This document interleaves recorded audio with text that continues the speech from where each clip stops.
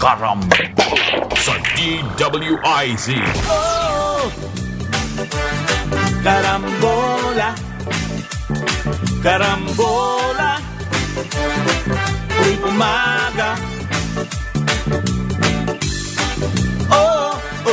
Karambola, karambola. Balik po tayo dito sa ating programang Karambola sa DWIZ. Ito pa rin yung mga kaibigan. Jonathan de la Cruz, siyempre kasama natin si paring Joel Laksamana. Si paring Conrad Manal po ay sa Lunes na natin makakasama. Paring Joel, siyempre tayo'y sumama dun sa Earth Day celebrations. Marami tayong mga panukala, marami tayong mga statements, etc., etc.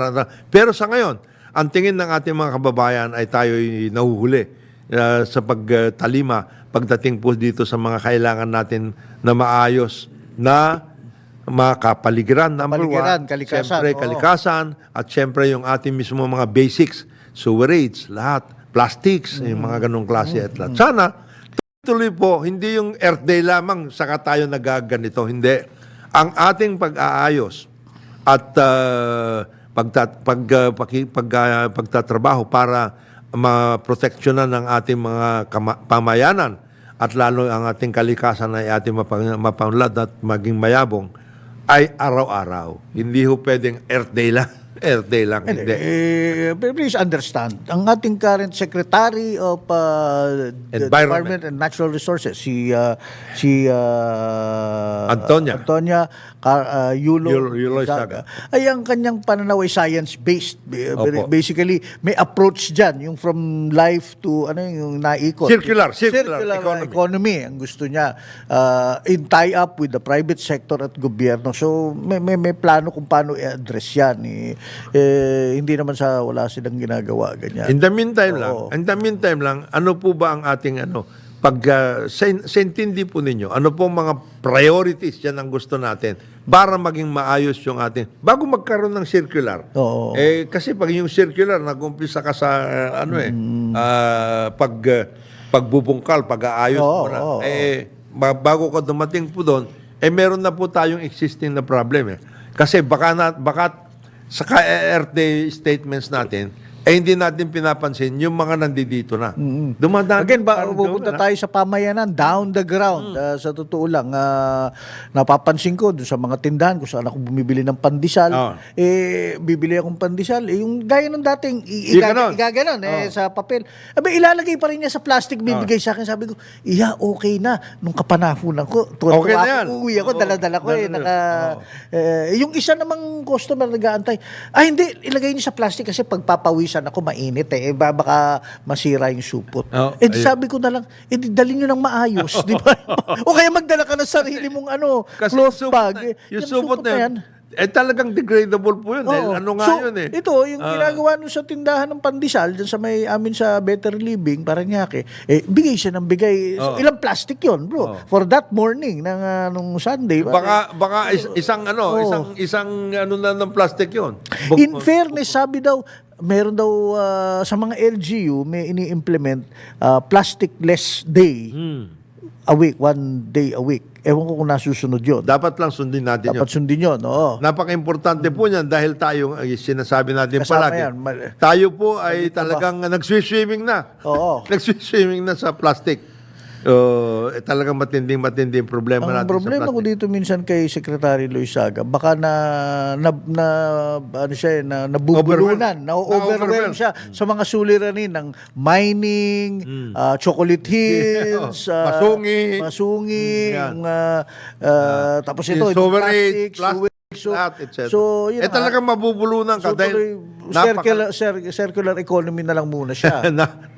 napakalaki po talaga. Hindi pa natin pinag-uusapan yung tungkol sa hangin, air quality. Wala pa. Talaga po Pikit mata na lang tayo dyan. Sa totoo talaga lang. pong ganun ang sitwasyon natin, ma'am. Pasensya na kayo kung minsan, hindi naman minsan. Kung araw-araw ay aming nire-remind sa inyo sapagkat yan pong mandato ninyo kailan tingnan, mayroon ho tayong items na kailangan natututukan. Hindi pa nga natin natututukan pa. Hindi pa natin sinasabi palagi. Yung tungkol naman dito sa mga fake land titles. Para yung patong ng patong fake sa land mga titles. Yung titling mismo, Oh. yan, away yan. Malaking away yan. Marami nang nakukuha, nakakamkam ng mga propiedades ng gobyerno at saka ng ibang tao na natay-take over dahil napapatungan o kaya iniiba yung nagkakaroon ng mga disputes, malalaking disputes yan. Kung titignan mo yung record ng legal ng Department of Environment and Natural Resources, pati na yung LRA, ang karamihan na sitwasyon dyan yung patong. At saka yung mga nagpapatitulo ko sa dapat hindi naman natituluhan. Yung mga ganong klase, yan yung mga ganyan na sitwasyon, kailangan na pag-uusapan. Kasi, diyan po nag-uumpisa yung mga problema natin sa kapamayanan natin. And then, the other thing, ito, sinabi na ni Presidente ito, bago pa lang ng kanyang termino, mag-inventaryo po tayo, local at national government, ng mga propriedades natin, meaning government, state resources ito, state lands, na hindi nagagamit o mali ang paggamit. Yan ba, nasa na yun? What do you mean? Yung pag-aari ng gobyerno? Pag-aari ng gobyerno to, huwag na muna yung private. Pag-aari lang ng gobyerno. Mayroon na ba inventaryo na? Sinabi na ni Presidente yan kasi napag-usapan ni Presidente yan dahil for two reasons. One, yung tungkol sa paggamit agrikultura, lalong-lalo na sa mga rural areas. At pangalawa, dito naman sa mga urban centers, para yan naman mga yan ay magamit at malagyan halimbawa ng daycare center, yung mga ganong klase na mga pangangailangan pagdating doon. O kaya eskwela man lang. O kaya yung ganon. O kaya housing. Teka muna ho.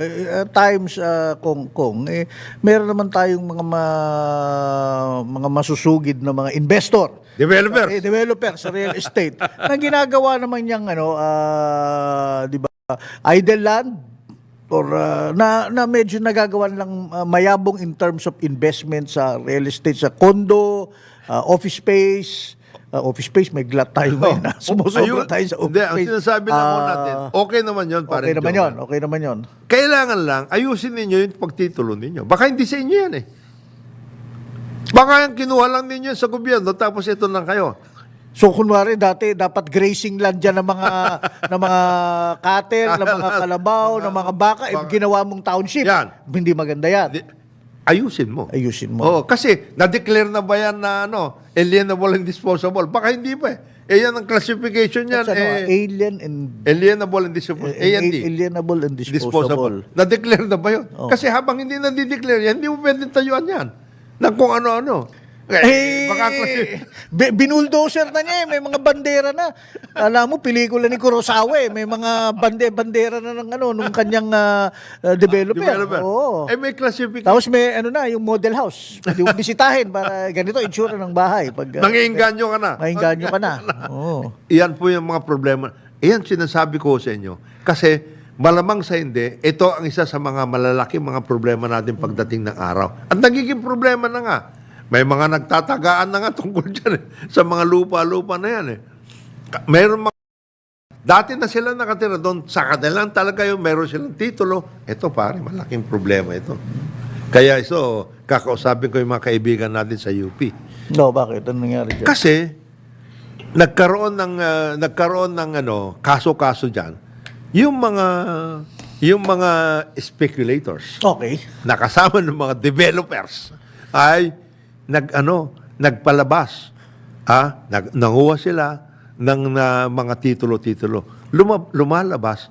Wala sila. Hindi dapat sila nakasama doon dahil hindi naman saan nanggaling itong titulo mo. Dapat may pinanggagaling original certificate of title eh. Wala. Basta lang sila biglang nagkaroon ng mga parang kumbaga fake original na mga titulo. Di siyempre nagkasuhan, dalawa. Hindi naman nila alam na may hawak talaga na dating may titulo na doon. Ibig sabihin, may OCT, original. Itong dalawang to, nagbanatan. It went all the way to the Supreme Court. Nag-intervene ng UP. UP property ito eh. Nag-intervene ng UP, nagdala rin ng titulo yung UP. Okay. In the end, ang ginawa ng korte, itong dalawang to nag-aaway na ito, sinabi, hindi kayo yung mga titulo nyo, mga fake na titulo yan. ang nanalo UP. Mhm.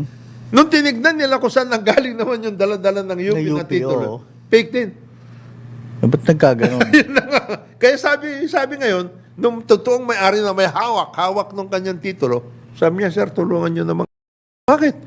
Ito pong UP. Yung amin talaga, nakipag-away sila, nag-intervene sila, in the end, isa kanila ibinigay. Fake din naman ho yung kanila. Ayan. Alam mo ba kung anong sitwasyon ngayon dyan? Nakatayo na doon yung mga ibang mga lalo na yung Ayala Techno Hub party. Naku, alam ko Putak yata mo. yan. Ang bigat nun. Away na to dati. But that was UP property. Sa Diliman ang pinag-uusapan. Oh, yes. Nadiliman. Lease lang naman ang ginawa ng Ayala. Ito na nga. Kaya nga yung UP may problema eh. Kasi yung list na yan, Oo. matatapos na. Matatapos na yung list na yan. Eh kaya dumating na nga yung mga namatay na ho yung dalawa naming kapatid. Dito yung mga sinasabi ng matanda. So, Namatay na ho kami. sooner or later it comes back to bite you in the ass. Yes. Dahil yung heirs niyan maghahabol. Yun na nga. Iisa na lang. Living, sabi, nagpapatulong sa akin. Nung last weekend, nakausap ko. Sabi, sir, baka naman pwede. Hindi na ho kami pupunta sa korte kasi baka mamatay na kami lahat. Wala pa rin mangyayari. Baka naman ho pwedeng ipakita sa UP ito, magagaling naman yung mga UP officials, maintindihan nila na wag naman ganito. Kami naman ho'y naninikluhod sa kanila at sa inyo na kung maaari, yung the fruits of the land, ibigay naman sa amin. Meron naman sila Maghati na lang kami. meron naman sila makuha. Meron naman kami. Kasi, paano nangyari ito? Sila lang kumikita doon kami. Ito na.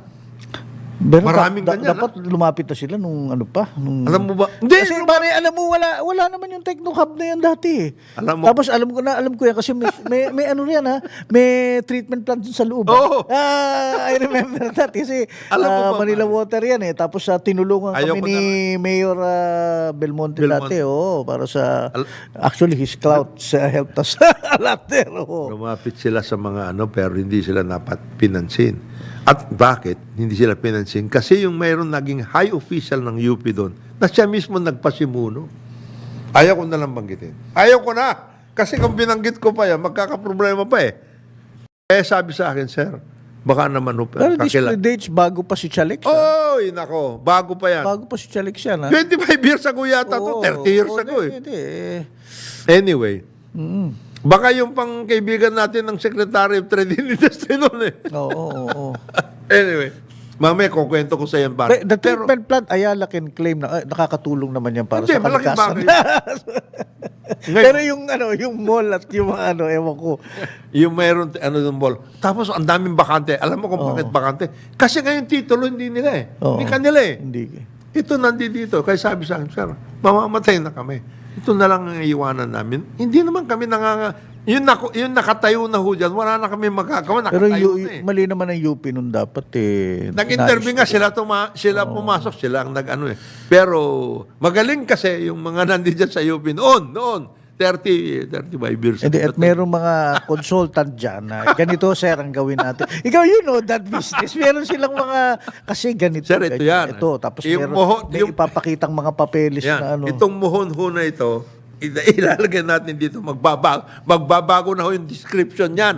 Yung loop. Ganun ang nangyayari sa lupa. Ha? Yung babaguhin mo yung description, hindi ito yung titulo mo. Kasi ito yung description eh. Yung original, ito talaga. Ginalaw nila dito. Nagbigay sila, nag-produce sila ng ibang titulo na ito na yung description. Yun. Kaya sabi ko, sige titignan ko. Itong weekend nga, yun ang aking isang gagawin. Eh. Yan ang mahirap yung mga titulong. Sa mga titulo, yan. Ito, very famous, parang Joel. Mayroong isang malaking hotel dyan sa Ross Boulevard. Alam mo ba kung paano nakuha yung hotel na yon? Nung nagmamayari ngayon. Kasi, nagtayo sila ng hotel doon. Yung titulo na yung mali. Di tinayo nung wala, pinatayo. Nung nagkaroon ng banatan at produce yung titulo, talo. Kaya, yung hotel na yun, naibigay doon sa may-ari mismo ng lupa. Ng lupa. Yan ang nangyayari dyan. Kaya marami po yan. Secretary, kaya namin binabanggit po Hopefully, ito. walang foreign investors dun sa hotel na yun. Kasunog. Kaya namin sinasabi po ito, sapagkat ganyan ho karami. Alam na, naintindihan namin yung overwhelmed paring Joel. Bawat agency talagang ganyan. Local government lang, mas maliit pa na concern yun. Overwhelmed ka na nga Barangay pa lang Homeowners Association pa lang. Overwhelmed ka na sa problema Ka na, oo. Ang ibig Kaya sabihin tuloy, lang ho nito. nawapatayo ka na multipurpose arena. Ang ibig sabihin lang ho nito, isa-isahin. Meron naman pwedeng gawin O ikaw in charge ka ng water. Ikaw in charge ka ng air. Ikaw in charge ka pagdating sa land and titling. Ikaw in charge ka protected areas. Ikaw yan. In other words, meron ka naman ganun. Para pagdating, ikaw mining ka, etc. Ganyan din. Ganyan din. Halimbawa sa DTI. O ikaw in charge ka ng trade relations. Ikaw naman dito sa investments. Ikaw dito sa consumer affairs. Ito tungkol sa ganito, manufacture. Meron ka naman ganun Pwede mo naman gawin ganun. At saka, every week na... Gusto ko sa palengke para ma-press release ko yan, kakagating yan ng media, ng desk. Okay rin ho yun. Okay din yun. Basta, Price control. okay rin ho suggested retail price. Yeah. Ayan. Okay rin yun. Ngayon, hindi mo naman kailangan gawin yun every week. Hinaraw-araw mo na. O mag-araw-arawin yun. Wag. Hindi yun ang important. Ang important, ito, suggestion. Yun na lang sinuggest natin, paring Joel. Yun na lang sinuggest natin na maglagay kayo ng water dispenser dyan. Dyan. Yan! Doable yan. Yan ba? Mag-assign ka ng project manager, itong gagawin nyo, pati refill yan. Kasi, by the way, there's nothing worse naman. May water dispenser ka, walang laman half of the time, tapos may sira na yung pang ganon. Meron kang tao. Meron kang tao. Nag-aayos nun. Nag-aayos nun. Total, pwede. Sabi na ni Presidente, i-extend ninyo yung contractual services ng mga nandiyan na. magawa nyo. 2-3 tao lang yan. Workoutin na ninyo. In other words, tinitignan po ninyo yung ramdam ng tao. Oo. Na at saka yung sustainable kasi halimbawa yan, ito stopgap lang yan. Pero in the end, ang gagawin natin pagdating dyan sa tubig, siyempre habang ginagawa natin itong pang stopgap, tinitira na ho natin yung longer term. Alam naman natin lahat yan. Nababanggit palagi ni Presidente yun Sabihin lang, paano naman pag natapos na El Nino, anong gagawin namin dyan? Mayor, either make it permanent, matutuwa pa tao sa inyo, or i-donate nyo sa mga eskwelahan, sa public school. Diba? Sa gobyerno. Problema ba yun? Tropical country tayo, lahat ng tao na uuhaw. Yung mga ganun pa. Iisipin nila. By the way, sasabihin, hindi babayaran namin tubig. Ma'am, makipag-tie up kayo kila Jeric Sibilla. Meron silang programa, tubig para sa barangay. Libre yan. Oo. Basta, di ba? Meron ganun Pwedeng workout yan ng ganun. In other words, nararamdaman mo yung mga pangangailangan at alam mo yung mga talagang long-term na kailangan na workout itong gagawin. Pwede. Mga small things. Ayan, sinabi ko lang, Manila Water. Sa Maynilad, si Jenny Rufo. Pwede nyo rin gawin yan sa Maynilad areas. Yung mga concession area. Concession area sa water dispenser habang mainit ang panahon. MWSS. Chairman, Vega. Ayusin niyo yun. Wag puro water saving tips. Alam na namin yan Patrick, ikaw naman Attorney Patrick T. Ayusin mo na yan. Ikaw pa naman ang MWSS Regulatory Office. Minsan kasi I suppose sa pamahalaan natin, both national down to LGU, gusto nila nagmumultitask Talaga naman dapat mag-multitask ka. Oo. Pero, kasi pag nag-focus daw sa isa, baka mabitawan mo. Para bang nagja-juggling na nag-focus ka sa nabitawan mo yung ibang bola. Kayo po pinakamataas kayo yung management Yung multitasking sa inyo talaga yon. Wala kang magagawa doon. Talagang multitasking. Dami mo dapat na gawin. Pero meron kang tao. Yan lang naman yan Ganun lang. Alam naman ho ninyo yan. Kami ho hindi pwede mag-lecture sa inyo. Kayo nga dapat nagle-lecture sa amin Kasi management, kayo, gurus Itong babalik tayo dito kay Secretary Loizaga sa DNR eh. Ito ano to eh. Ang problema, magaling to eh. She's a good person. Yes, yes. They're much too big ang problema. Yung nga lang, I think she's juggling things by herself eh. Oh, yun. Tapos ngayon, pag merong na-assign na tao, bantay sa lakay naman, magbibigay ng permit na Kung saan-saan. pagpagawa kung saan-saan, di ba? Tapos yun pala nasisira na yung buong departamento. Ingat Yung ka ganon, ganyan. may mangyayaring ganyan. Ganyan din yun. Yung mga nagsasuggest, yung sir, every week punta tayo sa palengke. Pwede bang, pag ikaw manager ka, ikaw ang administrador, baka sipain. That's the other thing. Bakit ka pupunta ron at hindi mo trabaho yan? At saka, meron ka dapat every week na suggestion sa o sir, ito yung mga palengke dito. Ang gawin na natin ngayon para hindi magkaroon ka ng problema, di nakipag-ugnay ka sa local government, DILG, at saka local government units. Ganito ang gagawin natin para hindi tayo masyadong gagawin natin, magkakaroon tayo ng public market improvement program. Okay. Nationwide. Kasi, critical po ang public markets, lalong-lalo na sa mga local government units, lalo na yung mga yan ho ang punduhan nila. In other words, pinagkukunan nila yan ng day-to-day na revenues nila. Kung ma-improve mo yan, kasama na doon yung pag-aalaga mo doon sa mga tindera, pag-ayos mo ng financing nila, pag-ayos mo ng cold storage, kasama lahat yun. Malaking bagay po yun sa mga communities. Yan. DTI yan, trabaho yan. Consumer. Hindi na muna kailangan punta araw-araw nandoon ka sa palengke. Hindi na, alam mo na eh. O palengke na ito sitwasyon niyan. Ito ang features niyan, itong palengke na ito. May workout. Ganon din sa housing. Parang Joel, ganon din yun. Ito ang requirement. Ito ang population dito. Itong population dito, 50% dito pwedeng dalhin na sa kanilang mga pinanggalingang probinsya. 50% hindi mo na pwedeng galawin kasi sila 30 years na sila nandito. At itong mga kasama nila dito kasi galing lang yan sa probinsya, naghanap ng trabaho. Okay, yung 50% na yan, gagawin ko na ng in-city housing. Yung 50% na yun, sasabihin ko sa kanila, boss, eto bumalik kayo sa mga probinsya nyo, ito yung incentive natin para doon kayo magtrabaho. Mahirap ba yun? Tama. Oo. Di ba? Yan yung naman yun eh. In other words, Solution. kaya nga kayo, problem solver nga kayo eh. At saka, hindi naman puro forward looking. Hindi naman yun eh. Yung binanggit mo sa palengke, ako naisip, for example dyan, ngayon, tag-init, tie up, again, alam mo, importante again ang tubig dyan, yan. Tie up dyan sa mga concessionaires, maglalagay sila ng linya ron para madaling makapaglinis. Kanya-kanya. Hindi kanya-kanya yan, yung mga palengke. Tapos ayun, may tawag kang karatula ron na tubig para sa di ba, palengke, whatever. Tapos ayun, may di ba, yung bang doable, low-hanging fruit, madaling magawa, nag-tie up lang ang LGU at private sector. Diba? Yan. Lang. Mga ganun kasimple. Kasi kung lalagay ka ng tanker, tapos yung mga tao pipila doon, mag-away lang yan eh. Tayo, tapos dadagsain pa kayo ng media, binibidyo na. Ayan, nagkakagulo sila. Yan. Yan ang mangyayari sa atin. Maniwala kayo. Tapos ang CCCN, LGU, tsaka yung concessionaire. Diba? Hindi. Atin si Presidente na. Tapos diretso na. Pupunta na kay Presidente Kasi yun. mahina kasi ating Presidente. Yun na. Patay na. Ano ba naman? Diyan nagsisimula yung mga bad word na bangag. Whatever. Wala na.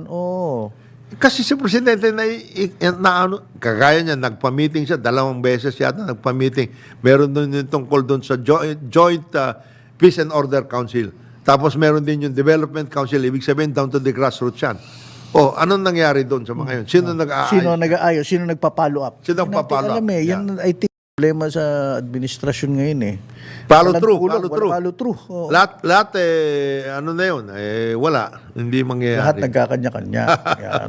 Ang oras natin, alas 9:31 ng umaga, mamaya ay tayo po'y mag-uusap tungkol dito naman sa mga bagong mga nangyayari sa ating arts and culture pati. Nag-book launch ha?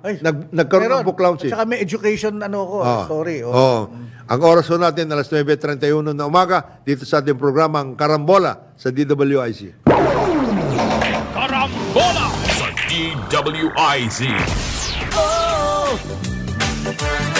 Karambola. Karambola. Tuwing umaga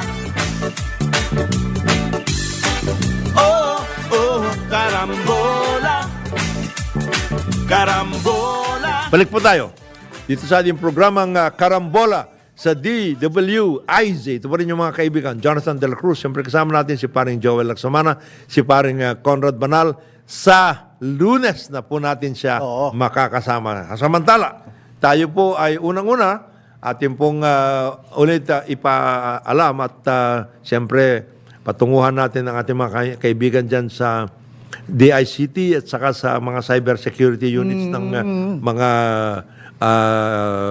agencies natin, kagaya ng PNP, NBI at saka ang DICT nga ho, ay ito pong tungkol sa mga nangyayari sa ngayon. Lalong-lalo na yung, ito, wake-up call ito, parang Joel. matindi Yung to. Malaking... nagkaroon ng, sabi nila, deep fake na nagaya yung boses ni Presidente, pati yung kanyang mga... At ang sinasabi ay, paghandaan natin ang makikipaggera. Bakbakan sa China. Ay, nako.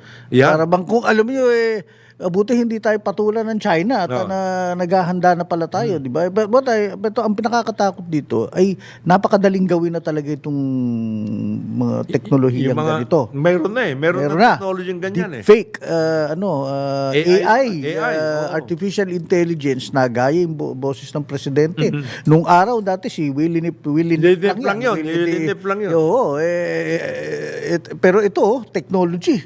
Very accurate. Kuha. So, ano ba ang ginagawa ngayon? Well, ang Department of Justice tinutusan ng NBI. At saka PNP, sinabihan din.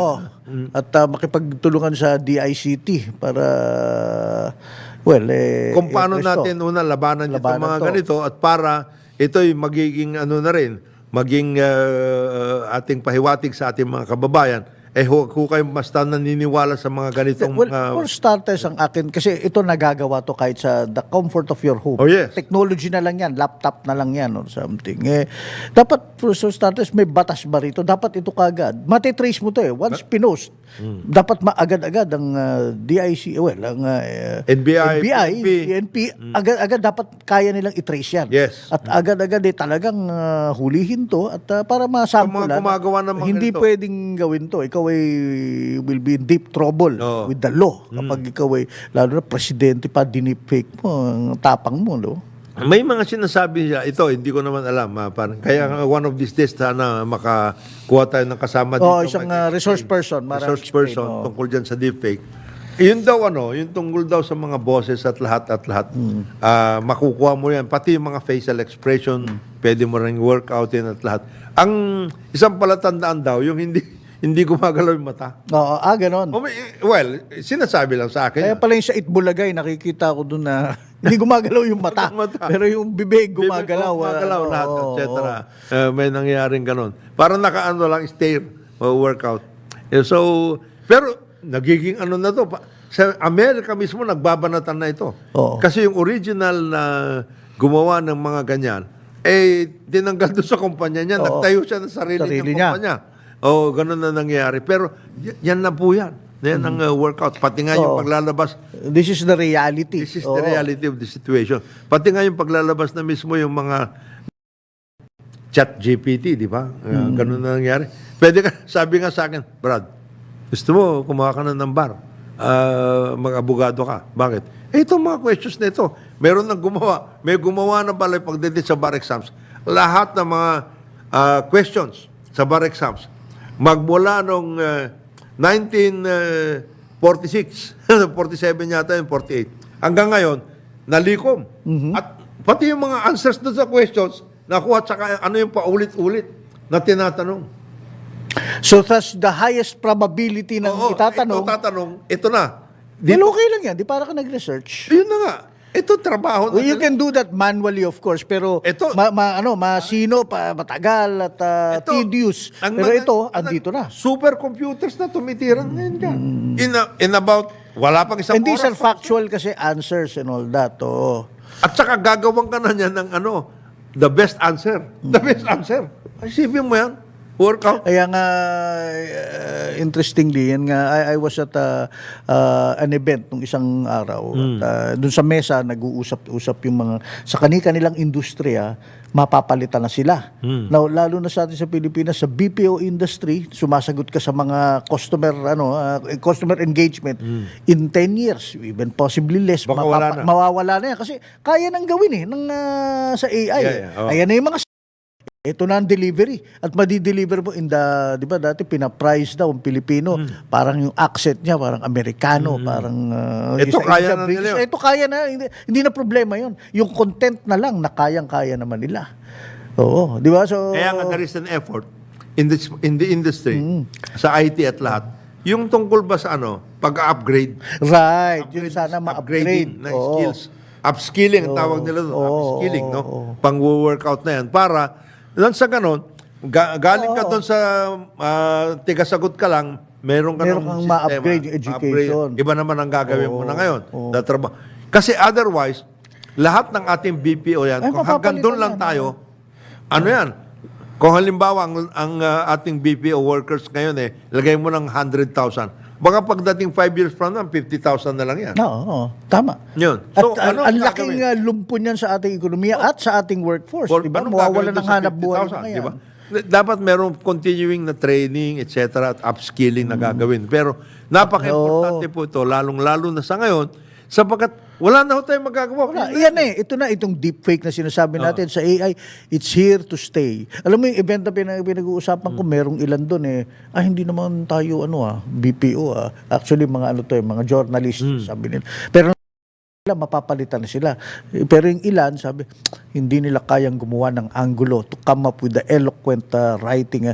Sabi ko, don't flatter yourself. At the rate AI is going, parang ito yun nung araw internet Dati nandun lang tayo sa fax. O ngayon, eto na siya.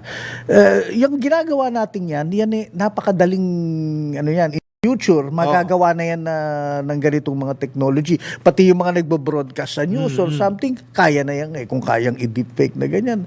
You can actually get wag na lang tingnan yung mata, mag-shades na lang para hindi nakikitang hindi gumagalaw, di ba? Ang kulang na lang, parang Joel, siyempre the humanity of the whole thing, di ba? Yeah, well, yun yung pinag-uusapan doon. But then, how do you measure humanity now? The soul. The soul of it.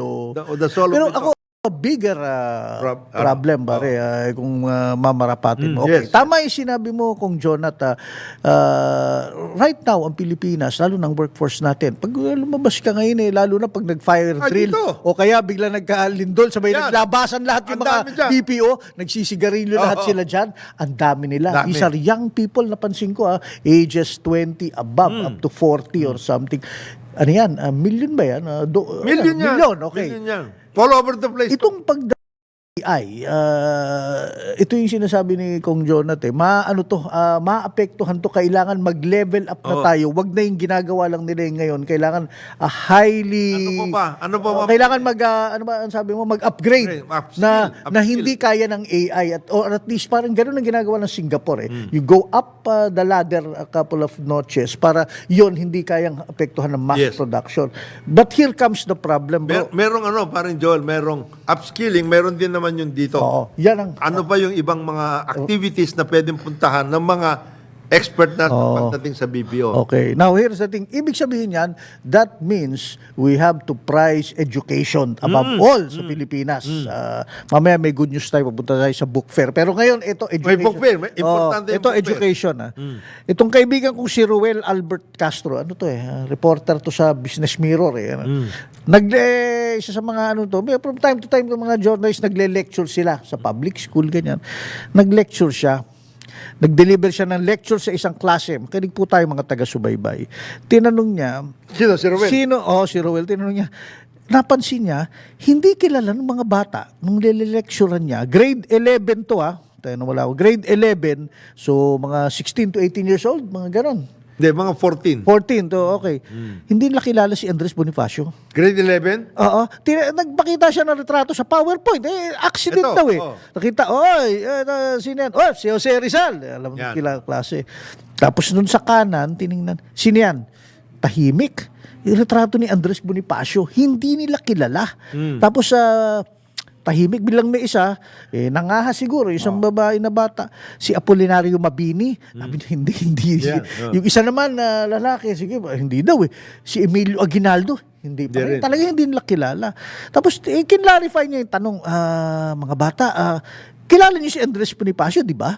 Yung isa, kasi katatapos lang sa Manila Film Fest, sinagot, oo, yung kaibigan ni Gong Bursa. Bursa, yeah. Patay tayo dyan. Oh. So, anong point ko rito? Ang point ko rito kasi mukhang ang yung- education natin, there has been a study lumabas recently, ito yung binabasa ko nung isang araw, na bottom na tayo sa Asia in terms of yung especially yung literacy. Ang nakakalamang lang tayo sa Myanmar, Cambodia, Laos at they have enough problems siguro na inaasikaso, but yung mga yan ang bilis. Tsaka ilang points lang yung lamang natin sa kanila. So parang ang problema natin, especially in math, science, marami sa ating mga percentage ng ating 10 years old and above cannot read a simple sentence o yung Or they cannot compose. they lalo cannot na. compose a sentence. And dapat yung at least 69% ng 5 to 17 natin years old, kailangan ma-educate natin kasi yan ang sasali sa workforce in the next 10 years, in the Yan na next yan. 20 years. And ang kaya lang nilang gawin, yung pinaka-menial, pinaka-trabahong, yung jobs na in future gagawin ng AI, ng robot. Saan pupulutin itong mga batang to? We're pushing a cohort of, sad to say, What we are illiterate. saying is Oo. that our educational system needs to be Really evaluate that overhaul. re-evaluated. Now, hindi ito kasalanan How lahat to- ni VP Sara. Nadat na niya to. Ano na Ang to? nakaraang administration, patong-patong na ito. At lahat, pati yung the manner. Kasi ang dami na, yun ang sinasabi natin palagi. Kaya yan si Senator Win Gasalian, who is supposed to be the Committee on Education Chairman ng Senate. And he is spearheading itong EDCOM, Educational Commission 2. Oo. Kasi nagkaroon na yan dati. Kaya nga naghiwa-hiwala yung Department of Education, Culture and Sports. Nagkaroon ng 5 agencies out of this original agency. So, nagkakaroon ngayon ng review. And one of the main issues in that review is, tama ba? Mas maganda ba? Mas nakakatulong ba? Mas naging maayos ba yung sitwasyon natin nung iisa lang napakalaking bureaucracy? Oo. Hati-hati. Dati, Department of Education, Culture and Sports. Yes. Magkakasama yan dati. Ngayon, naghiwa-hiwalay. Meron yung Department of Education is now basically basic education. Understand mga taga-subaybay, hindi natin pinag-uusapan yung higher education. Iba pa yan. Ito, iba pa yan. Iba ang suliranin. Ito, dito na lang Ito tayo yung sa basic. basic. Kasi dito tayo napag-iiwanan eh. Tsaka napag-iiwanan ngayon. Ito yan, Sa ibang elementary bansa. at saka high school yan, preparation. And then, so yan, Department of Education, yan po yan, basic yan. Commission on Higher Education, separate. Mayroon National Commission on Culture and the Arts, separate din yan. Philippine Sports Commission. Oo. And then of course, meron tayong TESDA. Ito yung sa skills. Sa skills, para sa Para vocational. sa vocational, technical education. Yan. Diyan na ngayon lumabas yung iisang agency dati. 5 agencies na ito. Hindi, pero sige, kaya naman nagkaganyan. Well, years ago, decades ago, ako, biktima rin ako to dahil corporate ako. Decentralization. very Buzzword talaga. Ikalat mo at saka dun sa kanilang Specialization, may specialization. specialization. Pero dito sa atin, mukhang hindi umubra sa ating gobyerno. Parang Nagkaiwanan eh. nagkaiwanan. Kahit sa tubig, ganun nga. Kaya nga gusto nila mag-water, Department of Water eh. Kasi para ulit. Kasi nagkaroon ng kanya-kanyang fiefdoms, hindi nakikinig sa isa't isa, may kanya-kanyang gawa. Oo. Hindi kanya-kanya. Wala naman nag-synchronize na operation. Kasi hindi sinasabi nga natin palagi, education is a total process. Hindi mo naman pwedeng paghiwal. And then, dito lang ako sa math. Hindi pwede. Kasi you have to understand, you have to relate, etc. and everything. Yung nga sinasabi nila, paring Joel, di ba, nagiging problema natin is yung critical skills of understanding.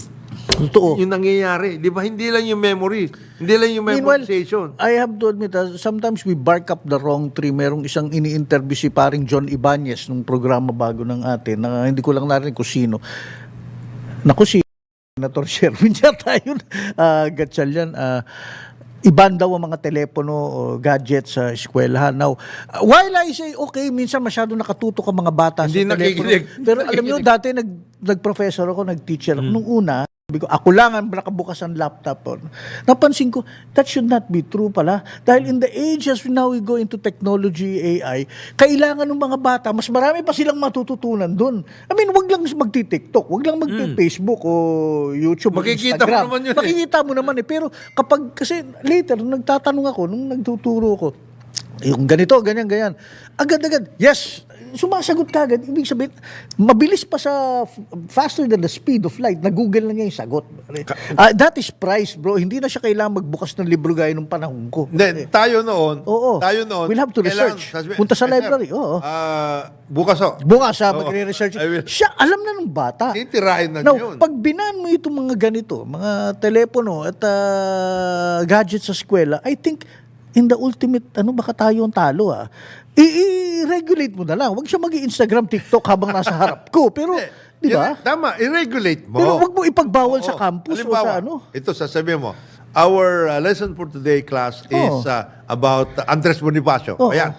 Di Yan. tayo, Naka-Andres Siguro Bonifacio. naman, bago-google nyo, ayan si Andres Bonifacio. Oo. Engot. Ano niya? Sabi mo, ganyan. At least alam niya, Oo. nakita niya. Ito pwede ka pa niyang questionin. Oo. At yan, maganda yun. Oo. Interactive. At least interactive Workout pa. kayo. Oo. At the same time, pwede ka, sir, hindi ho totoo yan. Oo. O what is the truth? What is Tama, the truth? tama. Let me know. Oo. Okay, come on. Ayos. Tapos siya, sabihin ng iba, nandadaya ng Google. Hindi po daya yan. That's the world today. Yan na yun eh.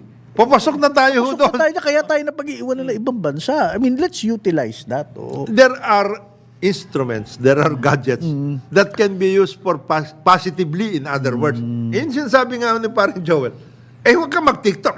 Pinag-usapan No. natin, Andres Bonifacio, naka-TikTok ka. Hindi pwede yun. Ito naman, meron akong yung kaibigan ko, mali naman to, medyo ito, and I will explain. Kaibigan natin si Peter Mas. Si Peter. Oh. Sabi niya, alam niyo, well, of course, he says this in English, pare, dahil, pero Tagalogin ko lang yung sinabi ni paring Peter, na tingin ko, napakagaling niyan, magaling na tao, at maganda ang future niyang ating VP, si Sara, pero hindi siya bagay sa education. Ngayon, gusto ko sana sabihin kay Peter, hindi ko pa siya nasasagot, nakaka-chat, kasi may bagahe to, kasi he loved that era ng panahon ni Secretary Jesly Lapus. Oo. Kasi Jesly kasi noon, si Jing Lapus, maraming programa, whether it's training ng teachers, whether it's learning hubs, whether it's library hubs, which by the way, hindi na uso, yung physical library hubs, computerization, technology sa mga schools. Tuloy. At saka, yun ang galing naman kasi ni Jesly, Jing, na mobilize niya yung private sector, o tulungan niyo kami, okay, Ayala, dito ka sa learning, SMDC, dito ka sa, gano'n. Nami-miss niya yun. Sabi ko, iba lang ang style ni VP. You do not write her off at once. At two, hindi nga niya problema to nasilayan lang ni Secretary Inday itong problemang to na yung mga teacher natin, let's face it, isa sa mga problema ni Jing Lapus yun, sinabi niya sa akin na Education. marami tayong teacher, hindi Education. kayang magturo, lalo na nandun sa Pare. how can you Again. produce students na ganito kung yung teacher mo sa simula pa lang problemado na? Yan na nga yung sinasabi natin pagdating dyan sa mga in not only in teaching profession, in almost all professions. Yan ang palagi natin sinasabi, it appears It appears. na yung the practice of the professions has not improved in the manner na kailangan mag-improve. Di ba? Teaching, nursing, doktor, etc. Yung mga ganong klase. Pati nga di ba? Yung nga palaging sinasabi sa atin pagdating, ngayon, mawalang galang na po sa mga abogado natin.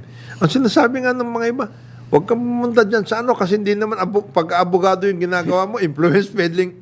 Bro naman. Ganyan eh. Yan na nangyayari ngayon.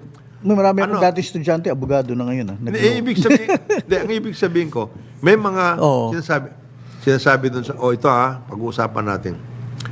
Ang practice, pag hindi ka nag-litigate, hindi ka pumunta sa judge, hindi kayo doon, hindi ka abogado. Never kang pumunta sa korte, Hindi ka hindi ka abogado. abogado. Dito ka lang, mga corporate, etc. You never had any chance at all na magpresenta ka ng petisyon, nag-aral ka tungkol dyan, alam mo yung diskarte at lahat, etc. Ang dinidiskarte mo, makikipag-usap ka sa judge.